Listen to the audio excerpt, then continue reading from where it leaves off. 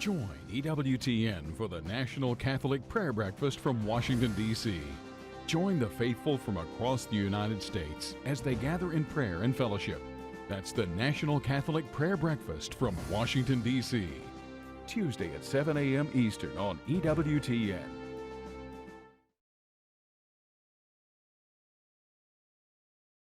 Welcome. I'm Catherine Hadro, and this is EWTN Pro-Life Weekly. All eyes on Texas. Texas's new pro-life law is the first heartbeat bill in U.S. history to take effect. We tell you what Catholic President Joe Biden is saying about it, and we speak with Texas State Senator Brian Hughes, who authored the law.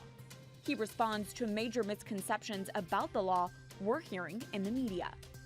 Attacks on Hyde. Pro-abortion Democrats on Capitol Hill are using two different tracks to try to force the taxpayer funding of abortion. We bring you the latest and speak with Florida Senator Rick Scott to hear how pro-life senators plan to protect the Hyde Amendment. Heroic virtue. Pope Francis advances the sainthood cause of a modern mother who sacrificed her life to save her unborn child. We introduce you to Maria Cristina Sella Masalin and her powerful pro-life story.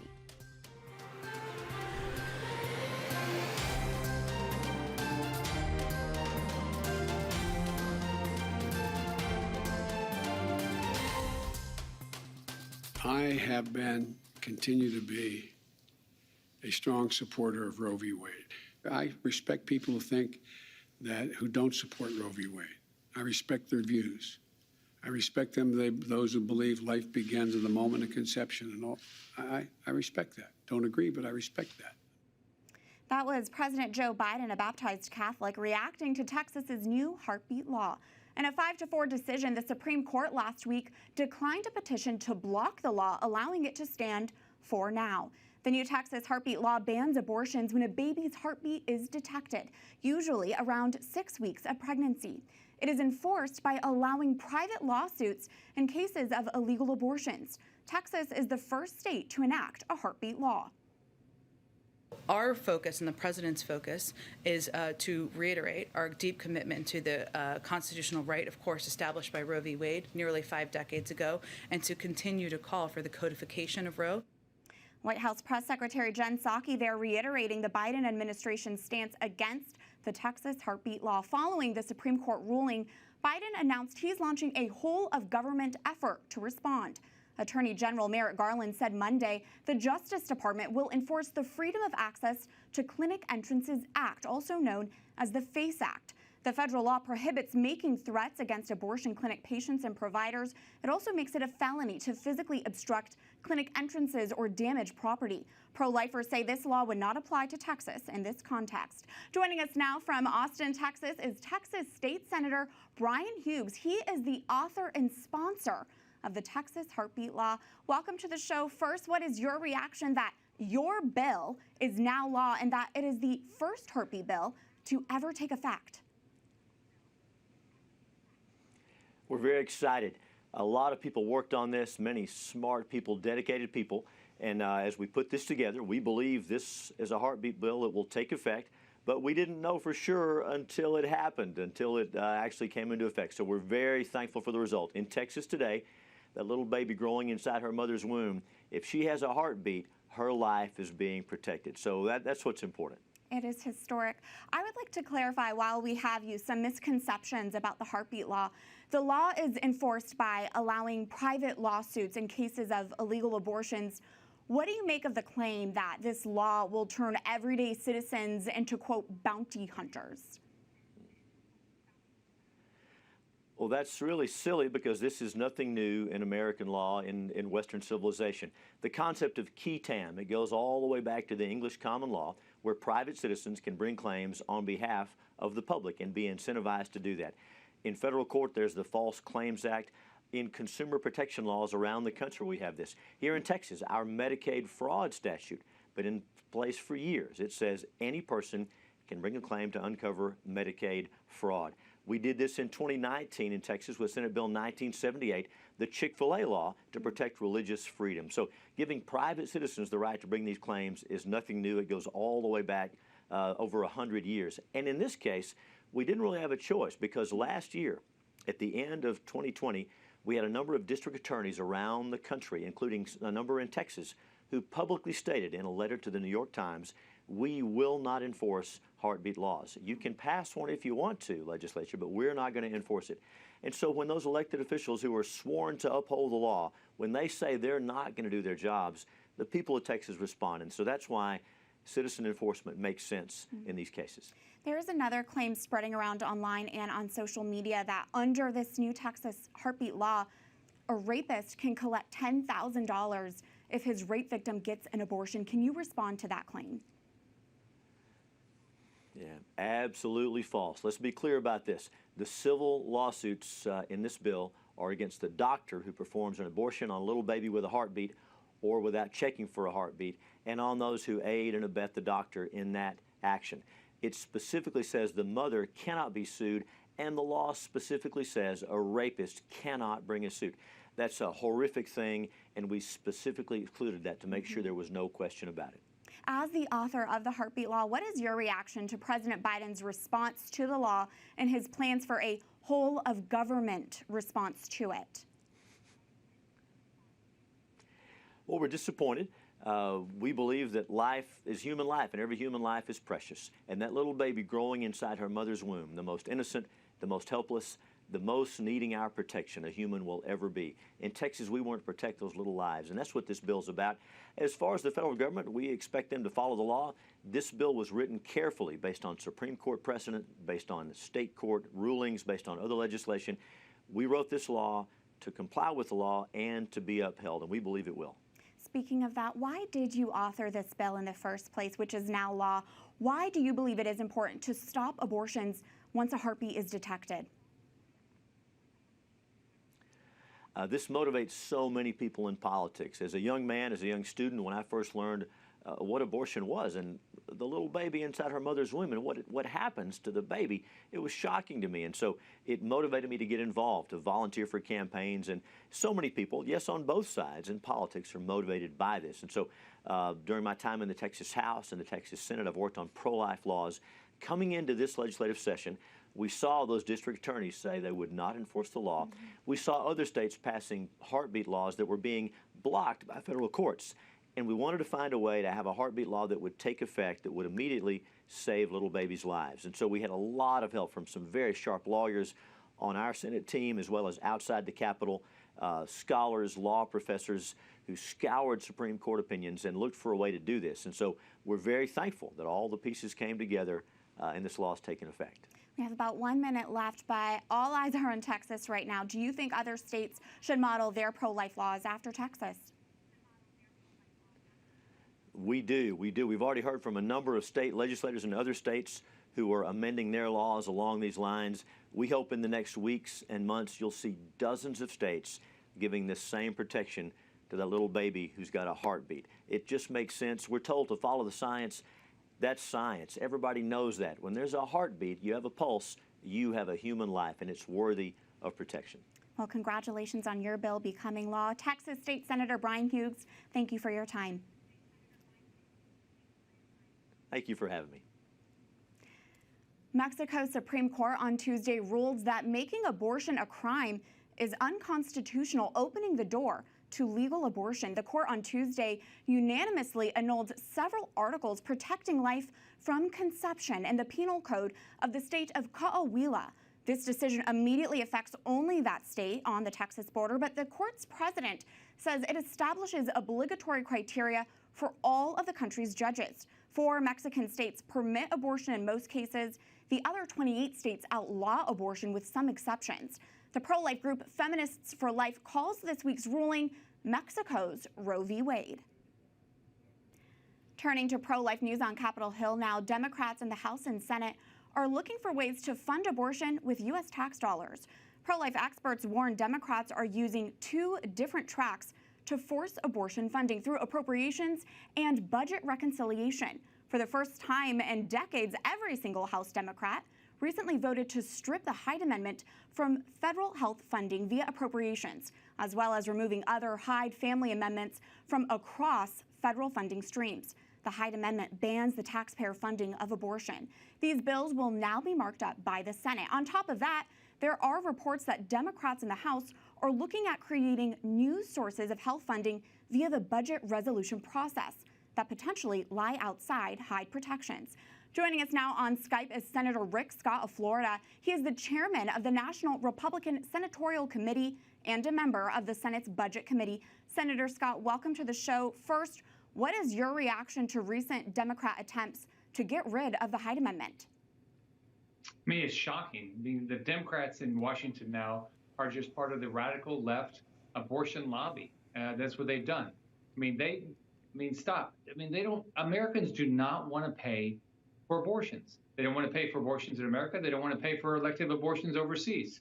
And the Democrats, many of these individuals running for the Senate, Connor Lamb, Tim Ryan, Val Deming, in Florida, they've all voted to get rid of the Hyde Amendment, the Helms Amendment. And then in the Senate, you got Mark Kelly, Maggie Hassan, Michael Bennett, Catherine Cortez Masto, and Raphael Warnock that are fine with Americans paying for abortions. And that's not where this country is. The Democrats have just gone off a deep left end. They're part of the Planned Parenthood abortion lobby right now. You hit on this in your answer, but there are other important pro-life amendments besides Hyde. There's also the Helms Amendment, which bans U.S. foreign aid from going toward abortion. Is Helms at risk as well? Absolutely. I mean, the Democrats are they want the Planned Parenthood money, and they're going to do whatever Planned Parenthood tells them to do. It's not where the American public is. The American public does not want to pay for abortions. They don't want to pay for abortions overseas. And so the Democrats are just listening to this radical left pro-abortion lobby. So I'm going to make sure, as the chairman of the National Republican Senatorial Committee, that all Americans know exactly where these Democrats stand with regard to abortion. I am pro-life. Life starts at conception. I don't mince words. And I don't believe any of us should be paying with our tax dollars, and we should not be forced to take our tax dollars and pay for abortions, either in the United States or overseas. I want to expand on something that you mentioned. Every single U.S. House Democrat voted to get rid of Hyde for the first time in decades, and a number of these representatives are running for the U.S. Senate. Do you think their abortion vote will hurt them in midterm elections? Where are Americans on this? Well, Americans do not believe that we should take our tax dollars and pay for abortions. That's not what America believes in. So I believe that Connor Lamb, Tim Ryan, and Val Deming, who have already voted to get rid of the Hyde Amendment and the Helms Amendments, I think it's going to impact their races. Those are all states that are going to be competitive, and I think it could make the difference between who wins and who loses. I know in my state of Florida, we do not want to pay. Those of us that are pro-life have zero interest in taking our tax dollars and paying for abortions. As a pro-life senator, what will you do in the U.S. Senate to ensure that tax dollars do not go towards abortion? I'm going to block everything I can. I will slow everything down so I can educate the American public about where it is, so the American public can get up in arms and let every senator know exactly what they think. If you do a poll around the country, whether you're pro-life or pro-choice, you do not believe government ought to be paying for abortions. I have to ask, what role do you see your Senate colleague Joe Manchin having in the effort to protect pro-life amendments? Well, I think Senator Manchin has been clear that he supports the Hyde Amendment. Now, the question is going to be is when it comes down to the vote, he could be the deciding vote if they try to pass something through reconciliation. So hopefully he will do exactly what he is saying, that he supports the Hyde Amendment. But, until you take the vote, we'll find out. But they'll try to pass this through reconciliation, which only takes 50 votes in the Senate. So I'm going to do everything I can to educate Americans and then to block the elimination of the Hyde Amendment and the Helms Amendment. We have about 1 minute left, Senator, but what is your reaction that President Joe Biden, who long supported the Hyde Amendment, is now against it? In fact, just days ago, he says he no longer believes life begins at conception. I think what's happened to Joe Biden is he's just been taken over by the radical left. And it's whether about paying, taxpayers paying for abortions, or whether it's in having an open border. Shutting down the Keystone Pipeline. I think he's He's just beholden to the radical left. He believes that's who elected him, and he's going to go down every far left issue he can to try to keep his base together. In the meantime, the American public is not there. It's going to help us in elections in 22. And what we've got to do is stop all these bad things between now and November of 22. Senator Rick Scott, Florida, thank you for your time. Thanks, Catherine. Thank you. We are going to dive into both the Texas heartbeat law and the attacks on Hyde in this week's panel discussion. Joining us now is Prudence Robertson, Communications Associate for the Susan B. Anthony List, and Loretta Brown, a staff writer for the National Catholic Register, who frequently reports on the pro-life issue. It is so good to see you both. Welcome to you both. Prudence, let's start with you. Lots of pro-life news, but let's talk Texas first. President Biden has said he is going to launch a whole of government effort to respond to the heartbeat law, and now House Speaker Nancy Pelosi is calling for an advancement of the Women's Health Protection Act. Prudence, how concerning is all of this? Well, it's not just concerning, Catherine. It's completely unacceptable. You know, the Texas legislature, they passed the Heartbeat Act with the simple goal of protecting unborn babies with beating hearts from death by abortion. Meanwhile, Nancy Pelosi, Joe Biden, and their Democrat colleagues in Washington want to pass the Women's Health Protection Act, which would essentially mandate abortion nationwide. It would block any pro-life law that's already been passed, and it would also stop pro-life leaders from passing laws in the future that are pro-life. So it's so important that we're making sure that Americans are aware of the extremism happening in Washington. We're encouraged that the Supreme Court allowed the Texas heartbeat law to remain in effect while litigation continues on an issue that's clearly not settled in the hearts and minds of the American people. It's so important. Our EWTN News colleague Owen Jensen pressed the White House last week on how President Biden can support abortion if it goes against his Catholic faith. Here is how White House Press Secretary Jen Psaki responded. He believes that it's a woman's right, it's a woman's body, and it's her choice. Who does he believe then should look out for the unborn child? He believes that it's up to a woman to make those decisions and up to a woman to make those decisions with her doctor. I know you've never faced those choices, nor have you ever been pregnant, but for women out there who have faced those choices, this is an incredibly difficult thing. That was a fiery exchange. Loretta, that was our colleague Owen Jensen. What did you make of Jen Psaki's response to him? Well, first of all, Catherine, she didn't really address his question. So he was asking about Biden's faith and how that can be reconciled with his support of abortion. And she's saying, oh, abortion is a right and a choice. And, you know, according to the clear teaching in the Catechism of the Church, it says abortion is a grave moral evil and human life should be protected from the moment of conception. So really what his stance is saying is that he's supporting a woman's right to choose to end what his own church is saying is a human life. And in this case, with the Texas law, a human life with a detectable heartbeat. Right, it was a legitimate question that Owen asked. Speaking of our Catholic faith, Loretta, last week President Biden said he did not believe that life began at the moment of conception. And yet, take a listen to this interview then Vice President Biden gave to America Magazine in 2015. I'm prepared to accept that the moment of conception is human life and being. But I'm not prepared to say that to other God-fearing, non-God-fearing people that have a different view. So years ago, he said he did believe that life began at conception. Loretta, what do you make of President Biden contradicting himself on this?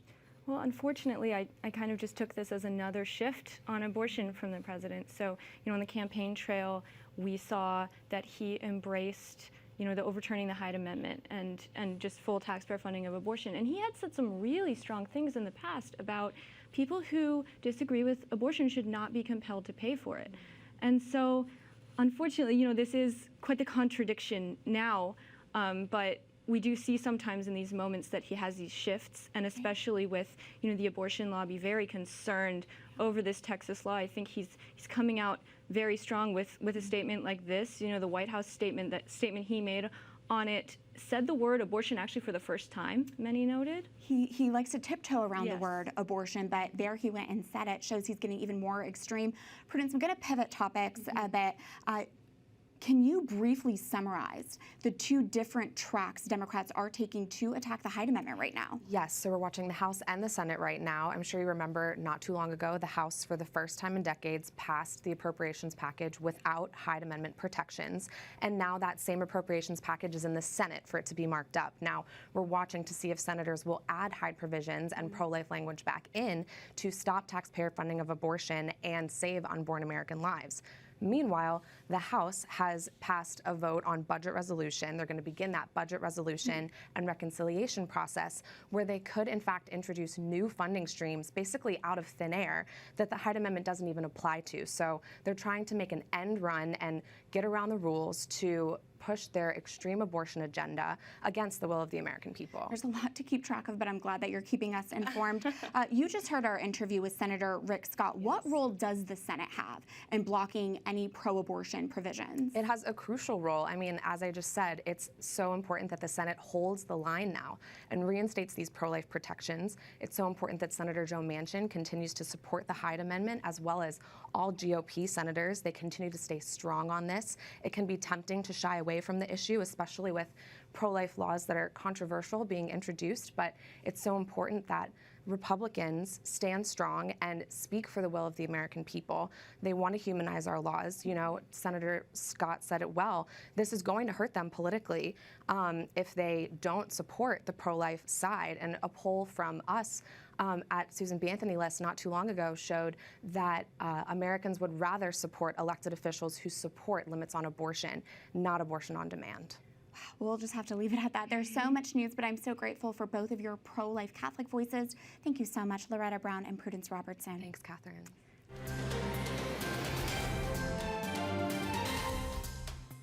The House of Representatives recently passed an appropriations bill that eliminates many longstanding pro-life protections, including the Hyde Amendment. Taxpayers rely upon Hyde to keep their tax dollars from funding abortion. Now it's up to the Senate to defend the unborn and to insist the consciences of pro-life Americans are protected. That brings us to this week's call to action. Go to prolifeweekly.com and tell your members of Congress to save Hyde. We made it easy for you. Once you're at our website, you'll fill in your basic information so we can draft messages to your specific U.S. representative and U.S. senators. You have the freedom to edit the text, and then you'll simply submit so your message goes directly to your members of Congress. Let's make sure our lawmakers know we do not support the taxpayer funding of abortion. The Hyde Amendment must be protected. Go to prolifeweekly.com. Coming up, we'll tell you which prominent dating apps and ride-sharing apps are coming out against Texas's heartbeat law in this week's Speak Out segment. Plus, Pope Francis advances the sainthood cause of a mother who sacrificed her life to save her unborn child. Her story next.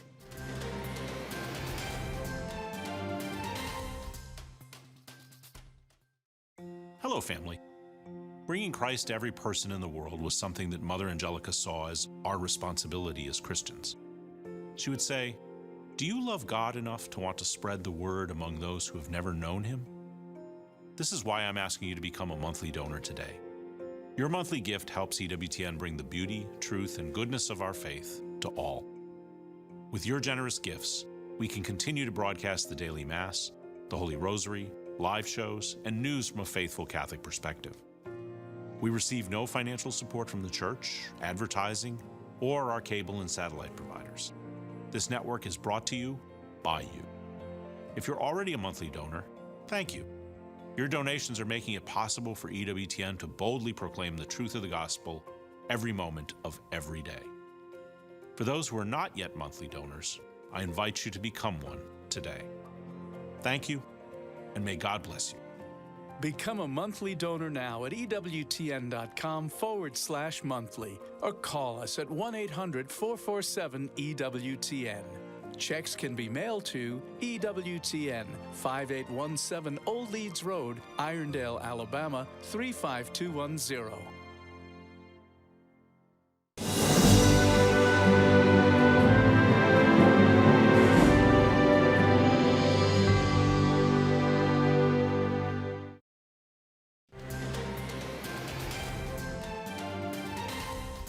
Welcome back to EWTN Pro-Life Weekly. I'm Catherine Hadro. Prominent dating apps and ride-sharing apps are coming out against the Texas heartbeat law. That is this week's Speak Out segment.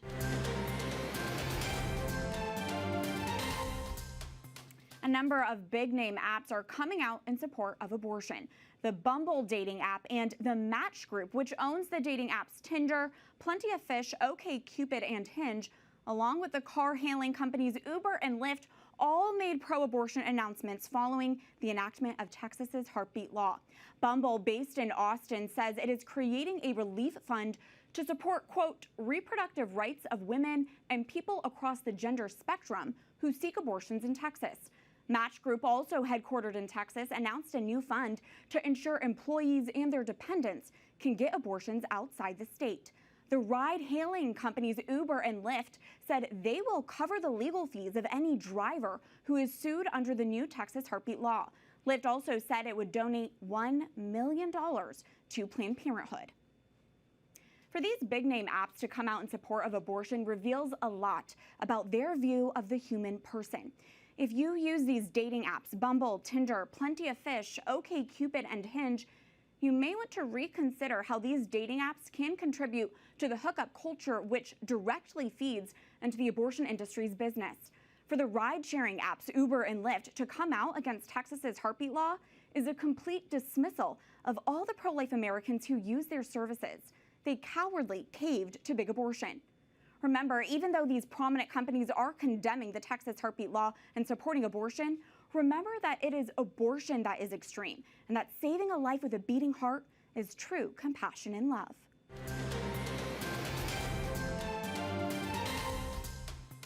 Pope Francis advances the sainthood cause of a mother who sacrificed her life to save her unborn child. She is this week's pro-life focus. Maria Cristina Sella Masalin is now a venerable, one step closer to being declared a saint in the Catholic Church. Maria Cristina was a modern Catholic mother who was diagnosed with cancer, but decided to not undergo chemotherapy because she was pregnant with her third child. In a letter she left behind for her baby, she wrote, quote, "You are a gift to us. You are precious, and when I look at you, I think that there is no suffering in the world that is not worthwhile for a child." The Italian mother did begin chemotherapy soon after the birth of her son Ricardo, but the cancer had already spread to her lungs. She died on October 22, 1995, at the age of 26. People are comparing Maria Cristina's witness to Saint Gianna Mala, who also sacrificed her life for her baby. What a witness for the times we live in. That does it for this edition of EWTN Pro-Life Weekly. Until next time, we'd love to hear from you. Find us on social media at EWTN Pro-Life on all social media platforms, Twitter, Facebook, Instagram, we're there. You can also send us a message by emailing prolifeweekly@EWTN.com. We love to hear from you. Remember, life is a gift. Your life is a gift. God bless.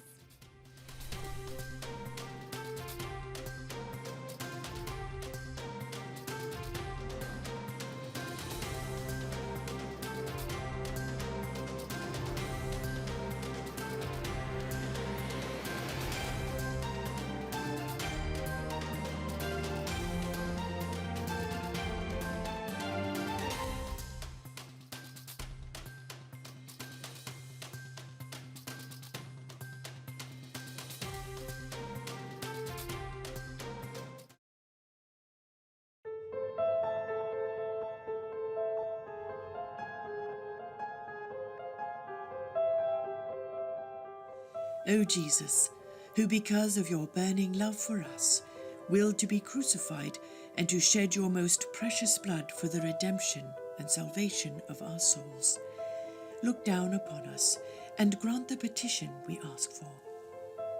We trust completely in your mercy. Cleanse us from sin by your grace. Sanctify our work. Give us and all those who are dear to us our daily bread. Lighten the burden of our sufferings, and grant to the nation so sorely afflicted your peace, which is the only true peace, so that by obeying your commandments we may all come at last to the glory of heaven.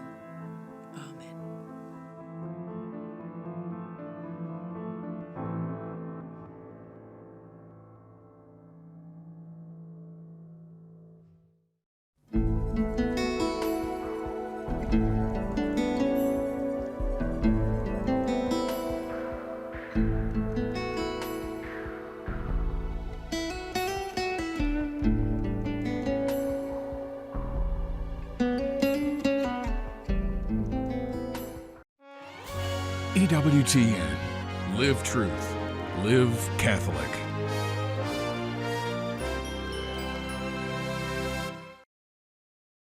She is a real heroine of the pro-life movement, embodying the gospel call to lay down our lives for the unborn. And you'll hear from her next on Defending Life.